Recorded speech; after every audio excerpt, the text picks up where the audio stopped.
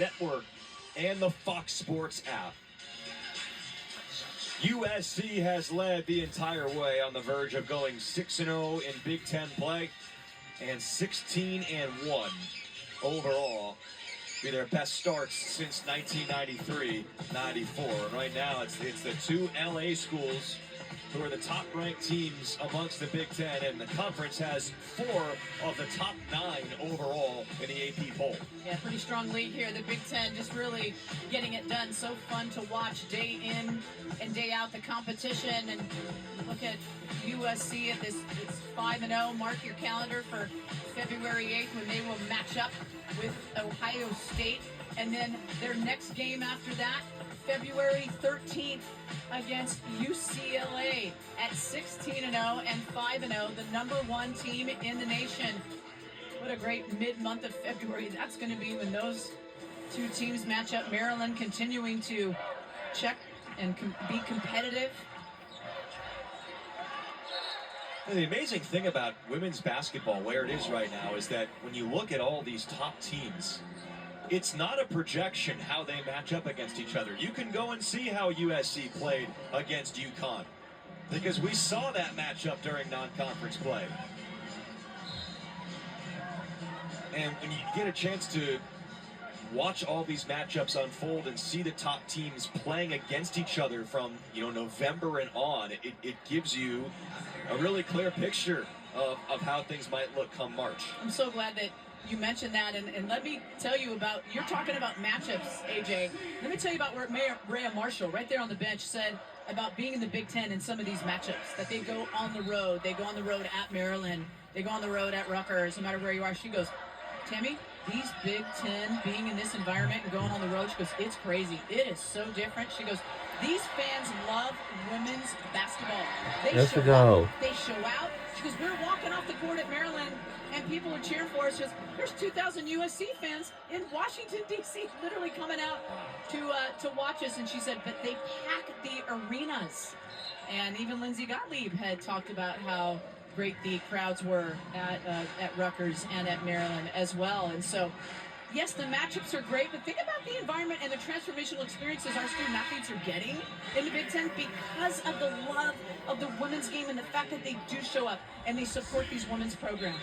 And just where the game is growing to at this point, as Elliott comes up just short, putback wouldn't quite go. And the attempt there from Ariana Williams, who is now in the game. You can take a look at USC's 2 ranked road wins this year, at UConn and at Maryland. About 30,000 combined fans in those 2 games. And as you mentioned, nowhere is there more enthusiasm in the Big Ten Conference with these environments. And look, USC, we've been here for a couple together, Tammy, as Kennedy Smith with a corner 3 ball miss. These crowds have been really good here in the Galen Center for these USC women's games lately. And nice move by Mariah Murray. Timeout called after the basket. Yeah. Actually for an injury there. Gabby Elliott has been down for quite a bit. In fact, offensively, she took a shot. She got hit in the head. She didn't even go down to play defense because she took this hit right here and this swipe by Talia von Oelhoffen. Should have been a foul, first of all. And so her team went down and played defense. She didn't go with them. And then they came all the way back. And then Mariah Murray scored, and then that blew the whistle dead. And now they're attending to Gabby Elliott.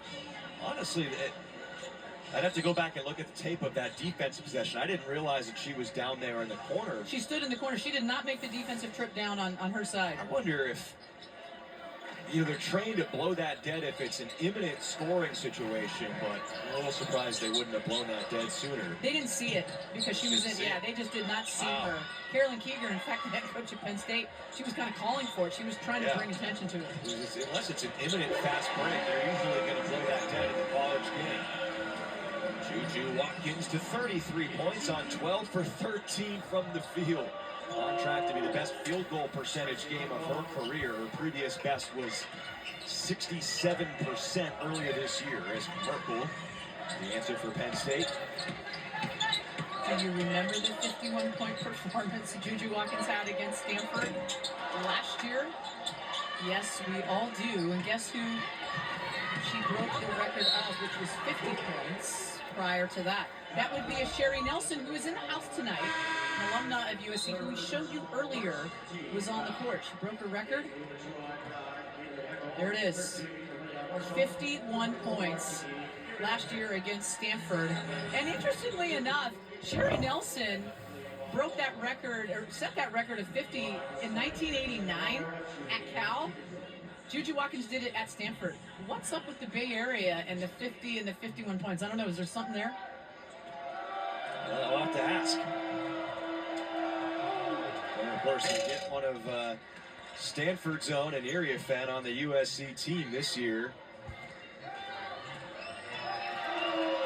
Talking with her about kind of the adjustment, and she was like, it was surreal for a little while, for maybe the first month or two here. Just, wait, I'm a Trojan now. But she's talked about how much she's been embraced by the alumni. Her 1 year at USC. Here is Area Fenn. That bounces home for Kiki Area Fenn.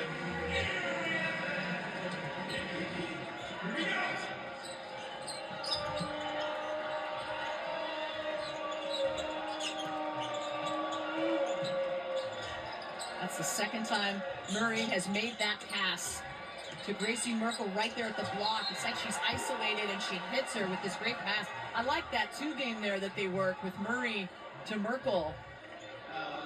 And it's, I mean, this is absolute rocket coming right at Merkel. Watch this, boom, one-hander by Murray. Turns, misses. Now that play before where she did it, Merkel turned and made that shot. But it's a good look because it's almost a quick hit to Merkel.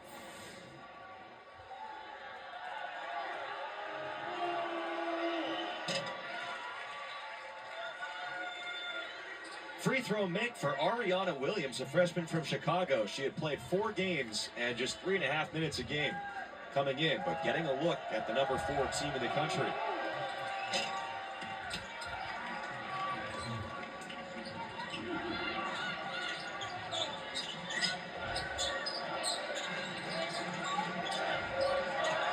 It's an Iverson cut there by Juju Watkins. They'll run that for her. You'll see them.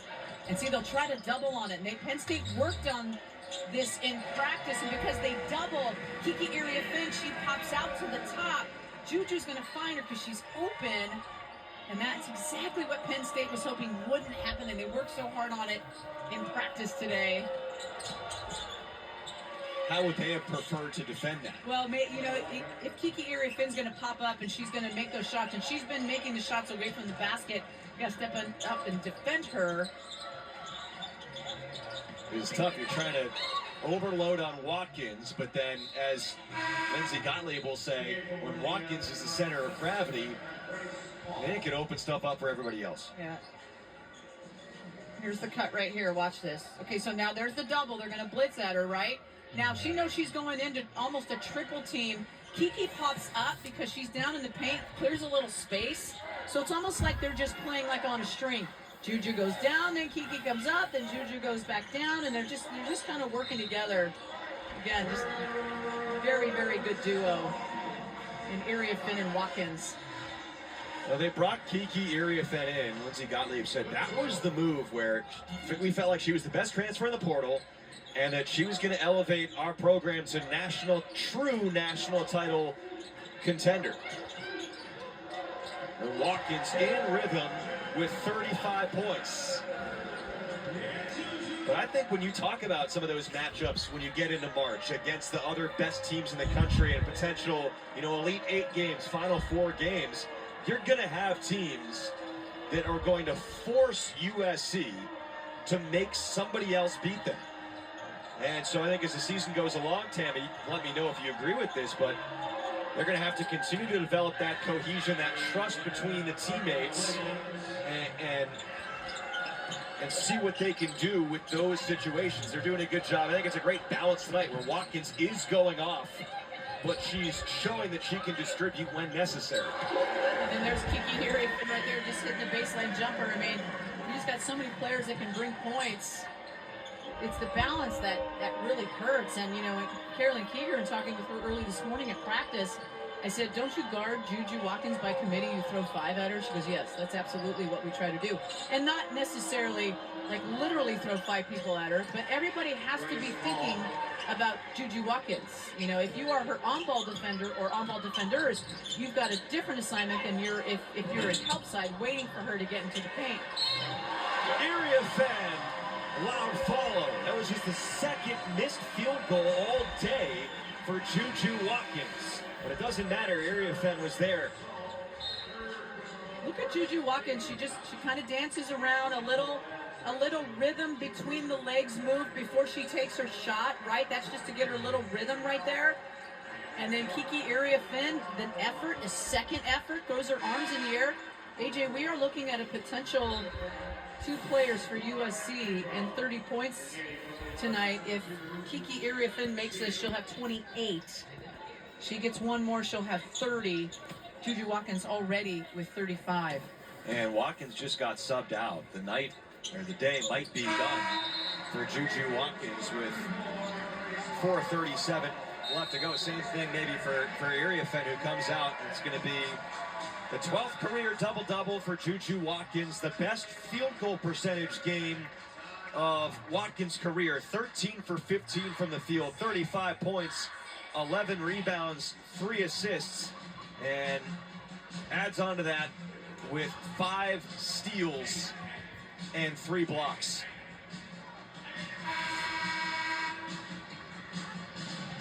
Most 30-point games over the first 2 seasons. Juju catching up to Caitlin Clark quickly with a lot of time left to go in her sophomore season. The most 30-point games through the first 2 seasons since 2009-2010. There it is right there, 18. That's a pretty impressive number. But look at the company she's with. Kelsey Mitchell, Deladon, Caitlin Clark, of course, with those 23, 30-plus point games. And you saw Kiki Area Finn check out with 28 points. What a line for both of those players tonight, Watkins and Area Finn. Both of those players, by the way, scored 30 points against St. Louis earlier this year, back in late November, where the score was 104-65, and that lopsided loss by St. Louis to USC.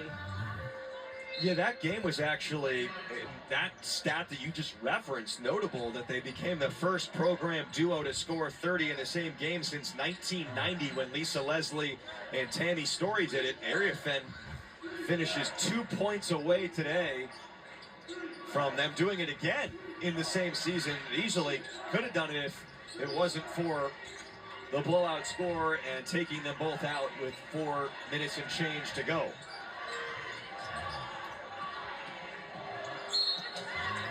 It's Shea Steele, who will go to the free throw line for Penn State. By the way, congratulations to Ariana Williams, getting some run right now for Penn State. Recently hit a 3, her first career points for Penn State, the freshman from Chicago.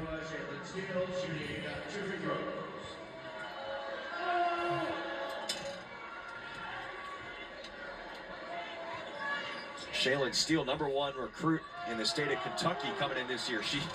She earned a varsity spot in 7th grade, so she played 6 years of varsity basketball for Russell High School in Ashland, Kentucky.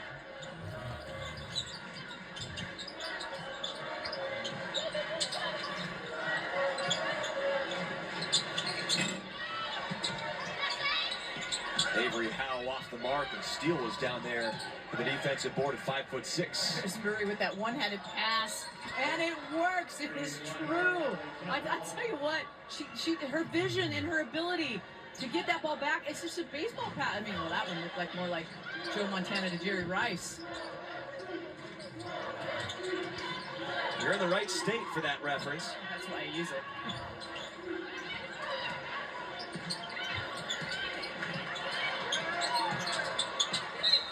We'll stay here. Plus, I'm a little old school, AJ. I'm a little old school.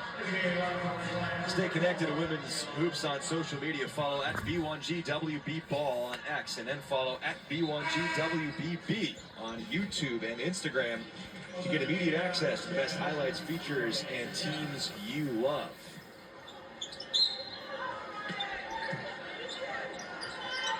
I mean, you could drop a Caleb Williams reference as well. Yeah, you could. Drake London. Again, he's going to stay on this side of the court.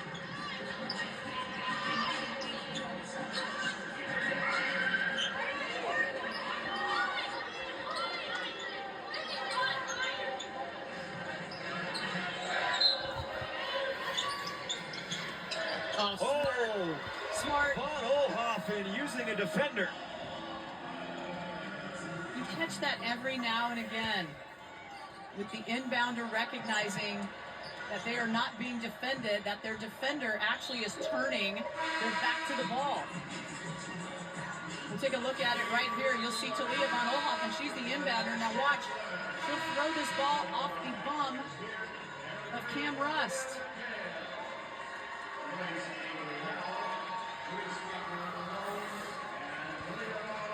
It's a heads-up play there, recognizing what the defense gives you. That'll do it. It looks like for the day for Von Oelhoffen. Take a seat with under 3 minutes to go.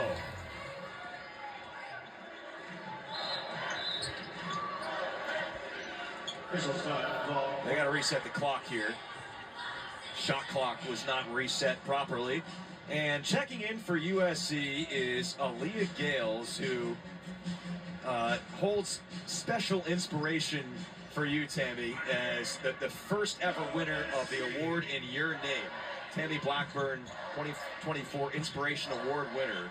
And I know you've developed a close relationship with her winning that award, you know, under your name. Tell us about the story of Aaliyah Gales. Well, she, tragically was shot at a house party in high school after having a wonderful high school career.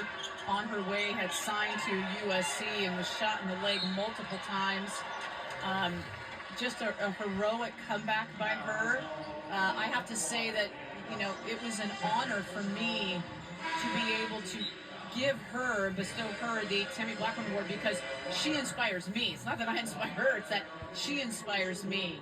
And when I think about what she went through, such a tragic situation, but it's so far removed now, she says, from what she's been working towards, and that is building towards playing time.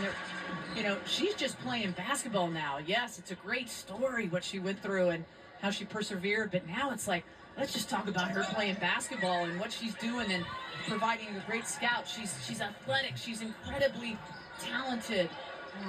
And she just gives so much, and just love to see her be able to get in and get minutes. And thank you for that note. That was very nice to show that. Thank you. Aaliyah's story is inspiring, Tammy, but I was going to add that you're saying she inspires you. You inspire the rest of us. Well, thank you. Thank you. And Aaliyah does as well. A long journey coming back. And yeah, I think she at this point, she's ready to kind of stop talking about it. It's like, all right, I'm good to move on at this point. And as her story has been told numerous times. Yeah. It's hard to not want to tell it, because she, and I told her that. I said, Aaliyah, for the rest of your life, you're going to be telling the story. Embrace it. You change people's lives, and you will continue to change people's lives. But I also understand she also wants to be known as a basketball player. I get it. I'm not a stage 4 cancer patient. I'm just Tammy Blackburn who calls games, and I'm just trying to be a good person in life, right? You don't want to be labeled by what you have. It's important to think about. Oh, Gales, that was online right in front of us. She took that three. You can see her contributions if you go to practice. And she's on the scout team, really giving them a great look when they set up the opposing team's plays. And you think she's capable of playing? Oh, I do. No, she's got game. Aaliyah Gales has game. That's why she was one of the highest ranked recruits out of her high school and coming in here to USC. She's still just a redshirt sophomore. As time goes on, you get more and more of an opportunity, we hope. Yeah, McDonald's All-American, Naismith All-American. That's Vivian Iwuchukwu, who her brother Vincent was here for a couple of years, transferred to St. John's with a coaching change on the men's side.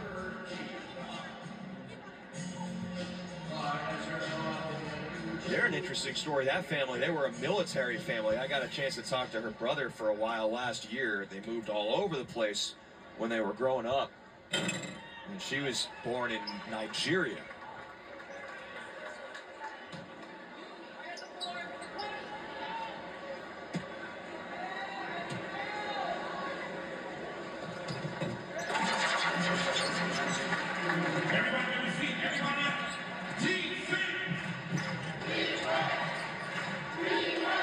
Penn State's going to go to Long Beach with that UCLA game, pardon me, being relocated on Wednesday.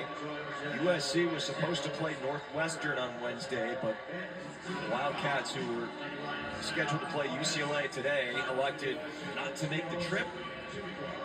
So that will get postponed to a later date. So USC's next game will be at Indiana a week from today. Still actually waiting for the game time, I believe, on that one. That could be flexed due to television. Could be 12 Eastern or 2 Eastern. It's been USC wire to wire in this one, Tammy. They've really controlled this game the entire way. This is Brooklyn shambling with the attempt. And now a final chance for Penn State. Steele tries to shovel it for Jaycott. And he'll stay with the Lady Lions. Good idea by Steele on kind of that shovel pass late in that fast break. Didn't get it, but her eyes were looking up.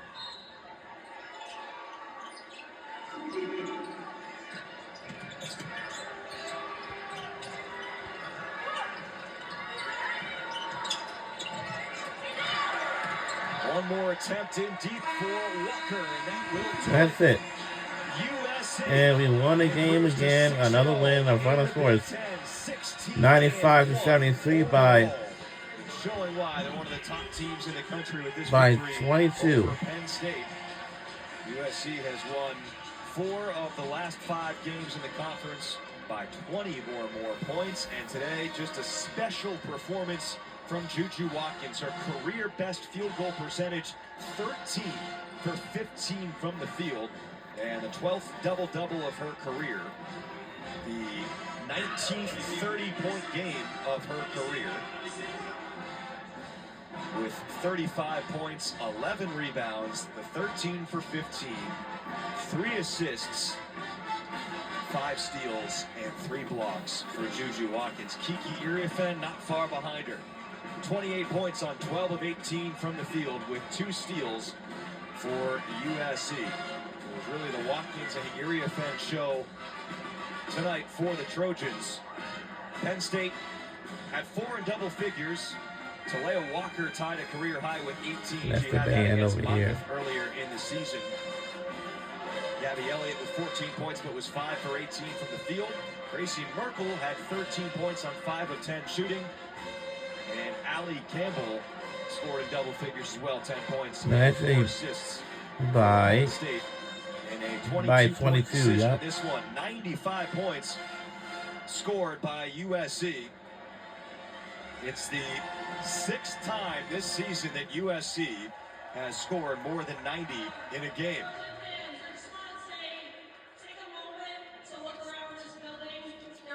So that is going to do it for us here at the Galen Center. USC defeats Penn State 95-73. For our entire crew, producer Kevin Klein, director Danny Douglas, and Tammy Blackburn, I'm AJ Cannell saying so long from the Galen Center in Los Angeles. that will do it from here. Let's say so long from Gillis Center in Los Angeles, California, but be careful out there.